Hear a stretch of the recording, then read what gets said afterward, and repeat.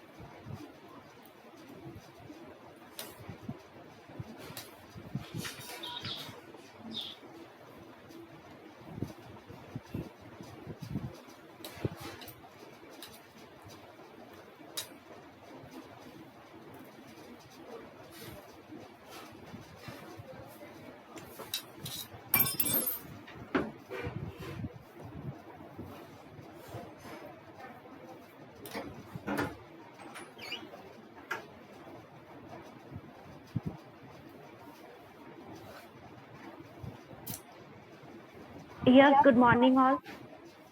तो हमने जो लास्ट टॉपिक पढ़ा था that is role of civil engineering in society. तो आज हम जो टॉपिक कवर करेंगे that is impact of infrastructure development of economy on of country. Okay, कि कंट्री की इकोनॉमी पे कैसे इंफ्रास्ट्रक्चर डेवलपमेंट का इम्पैक्ट पड़ता है।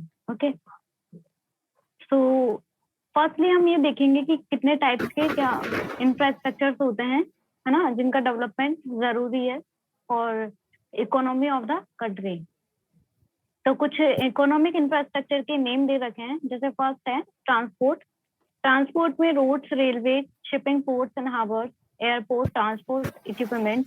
ओके, ये कुछ एग्जांपल्स हैं। Communication like ports, telegraph, telephones, radio, television, cinema, etc. Third is energy and power, like coal, electricity, wind power, solar energy, oil, gas and biogas, etc. Then fourth is intermediate goods and output, mineral, steel, metal and other than steel, basic chemicals, fertilizer and pesticides, machinery and machine tools. Then fifth is increasingly productivity of natural resources. Examples, reclamation of land, irrigation, drainage, land reshaping, afforestation. Next is science and technology, teaching basic and applied research, national laboratories. Next is information system like mass media, libraries and museums, fairs and exhibition, books and journals. ये वो infrastructure है जिनके development से किसी भी country की economy पे effect पड़ता है. Okay, next is any country's economy directly gets affected by the status of infrastructure development. ठीक है, किसी भी कंट्री की इकोनॉमी उस कंट्री के इंफ्रास्ट्रक्चर डेवलपमेंट को स्टेटस को शो करती है. Okay,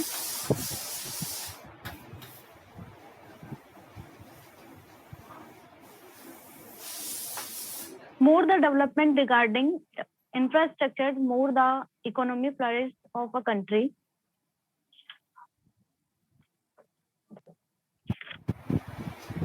So Dr. V.K. R.V. Rao ने भी बोला है, the link between infrastructure and development is not a once for all affair. It is a continued process and progress in development has to be proceeded, accompanied and followed by progress in infrastructure if we are to fulfill our declared objectives of a self-accelerating process of economic development.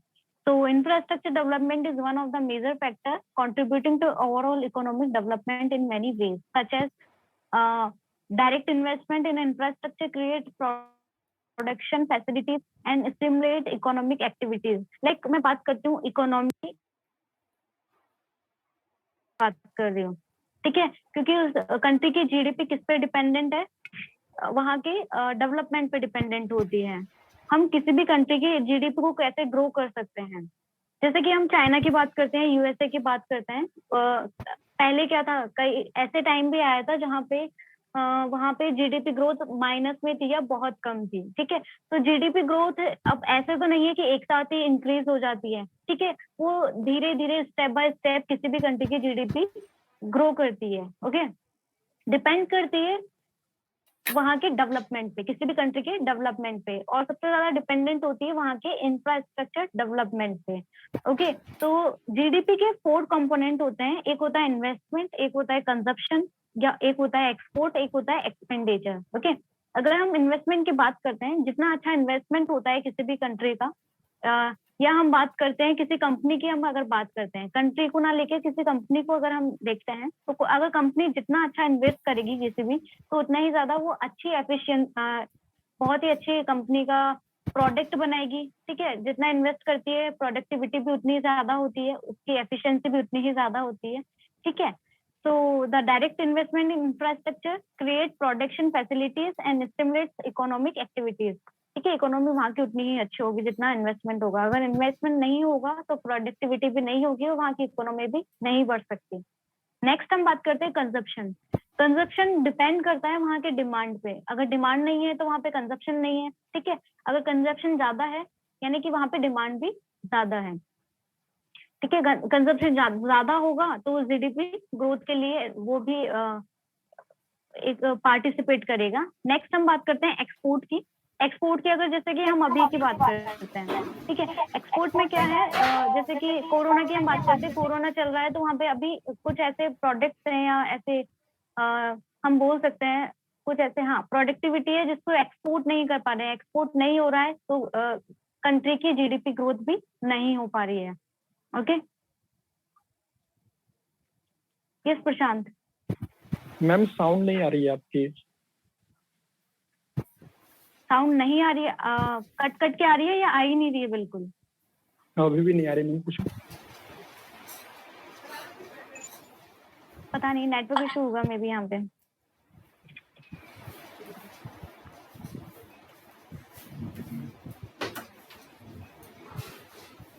Okay, so next is export. Export की मैं बता रही थी, ठीक है, वो भी demand के ऊपर डिपेंड करता है। अगर डिमांड होगी भी बट आपके पास फैसिलिटीज नहीं है एक्सपोर्ट करने की, या कोई भी रीजन हो गया है, ठीक है, तो हेल्थ इश्यूज हो गए हैं या कुछ भी हो सकता है, ठीक है, अगर फैसिलिटीज नहीं होती है तो वहाँ पे एक्सपोर्ट भी नहीं हो पा रहा है। जैसे कि अभी की हम बात करते हैं, अभी सिचुएशन पे डिपेंडेंट है एक्सपोर्ट, अभी बाहर के देशों में एक्सपोर्ट नहीं कर पा रहे हैं हम कई चीजें, ठीक है, जिससे भी क्या होती है, जीडीपी ग्रोथ डाउन होती रहती है।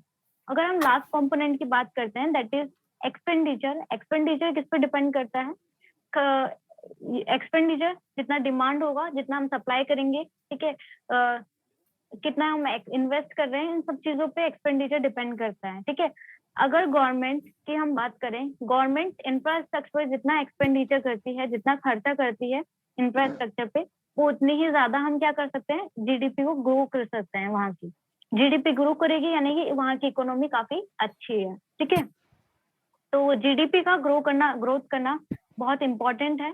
अगर हम बात करते हैं, अगर मैं आपको एक स्टेटमेंट में इस चीज को समझाऊं कि जब कोई भी कंट्री अपनी जीडीपी का 1% खर्च करती है, ओके, कोई भी कंट्री अपनी जीडीपी का 1% खर्च करेगी तो क्या होगा, किस पे, इंफ्रास्ट्रक्चर की हम एग्जांपल ले रहे हैं, अगर इंफ्रास्ट्रक्चर पे वो 1% खर्च करती है तो रियल जीडीपी ग्रोथ उसकी 2% तक होती है, ठीक है। 1% खर्च करेगी तो 2% ग्रोथ मिलती है उसको। और उसी एट अ टाइम वहां पे कैसे मिलती है, 13 लाख लोगों को जॉब भी दी जाती है, ठीक है, इंफ्रास्ट्रक्चर डेवलपमेंट पे इतने लोगों को जॉब अपॉर्चुनिटीज भी मिलती है, ओके। तो हम क्या बोल सकते हैं, ठीक है, कि कितना इम्पोर्टेंट है किसी भी कंट्री का इंफ्रास्ट्रक्चर डेवलपमेंट, ठीक है, क्योंकि वहां पे जॉब अपॉर्चुनिटीज भी बढ़ रही है, साथ में वहां की इकोनॉमी भी बढ़ रही है उस कंट्री की, okay.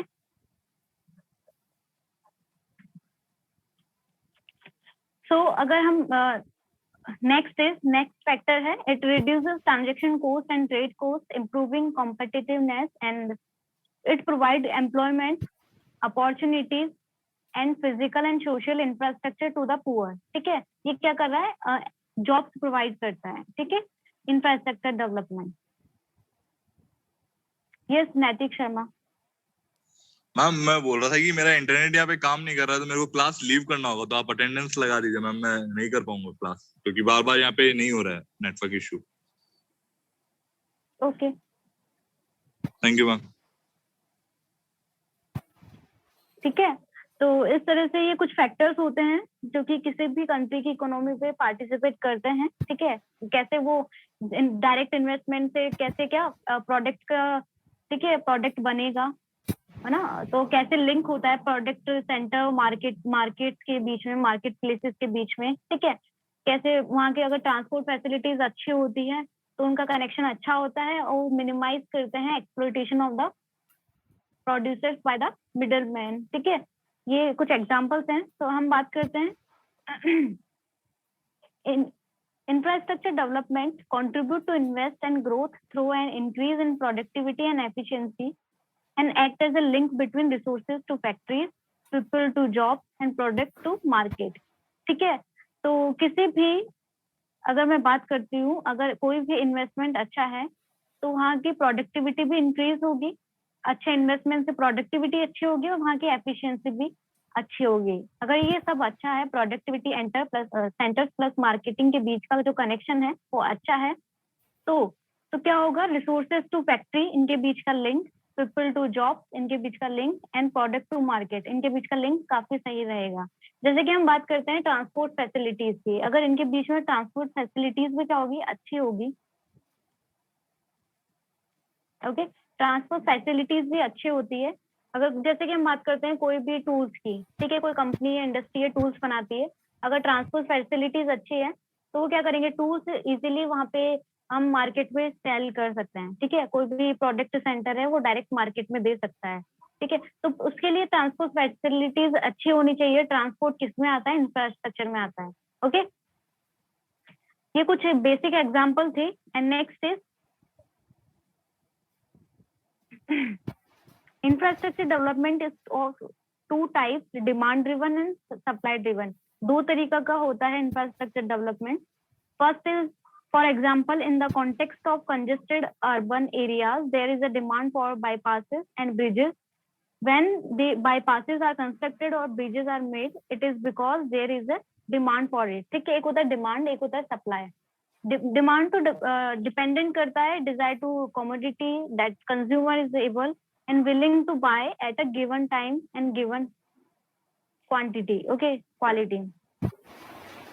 On the other hand, in the construction of expressways, which are meant to cater to fast moving traffic and to recruitment of the industrialists and traders who are willing to pay more for better service.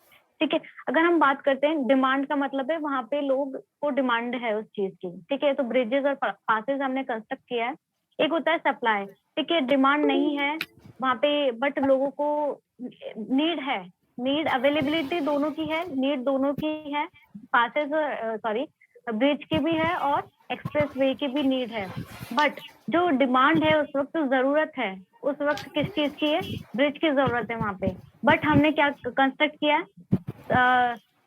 इसको construct किया, express way को भी वहां पे construct किया है. तो जिसकी डिमांड है वो डिमांड ड्रिवन है. ठीक है, तो वो सप्लाई में आ जाती है. सप्लाई ड्रिवन में ये दोनों एग्जांपल होते हैं. और अगर हम बात करते हैं डिमांड ड्रिवन की तो ये बहुत ज्यादा मस्त होती है. अगर हम बात करते हैं उसी समय पे अगर सप्लाई ड्रिवन की तो वो इतना ज्यादा मस्त नहीं होती है बट उसकी नीड लोगों को होती है. ठीक है, so demand driven infrastructure is must for the development made available and those who need it use it. Demand driven infrastructure is a must for development, whereas supply driven infrastructure is one which is desirable but not a must. Okay, the infrastructure plays a significant role in the generation of employment opportunities. They improve mobility, productivity and efficiency of labor.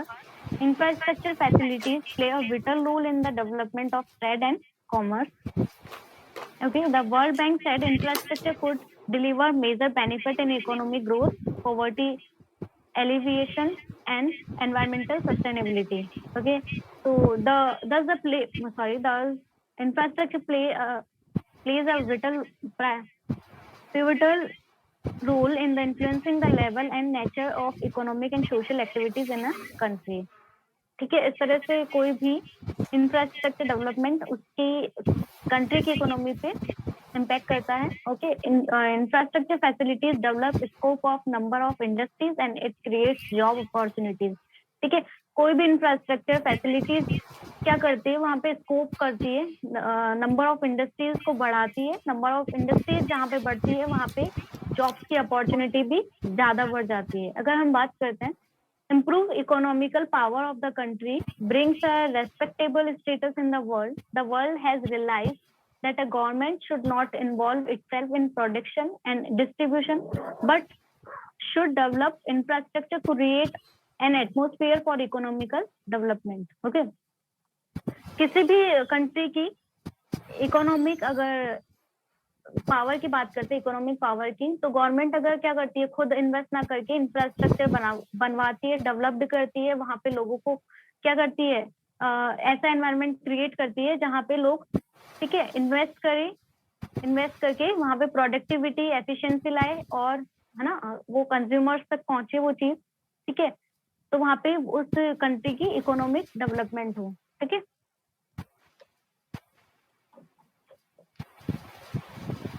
कुछ examples मैंने आपको बताया. तो आपका ये topic complete होता है. तो फर्स्ट चैप्टर आपका कंप्लीट होता है, that is specialisation of civil engineering. अब मैं आपसे क्वेश्चन पूछना start. Yes Lalit Saini.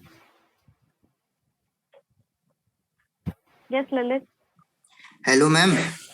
Ma'am actually ये जो गवर्नमेंट के जो सेक्टर्स होते हैं वो जैसे मान लो अमेरिका में है वो कैपिटलिस्ट है और फिर इंडिया में शायद मिक्स्ड है या फिर सोशल है. तो इसमें ये अलग अलग डिफरेंट कैसे वो वर्क करते हैं? मैं समझी नहीं.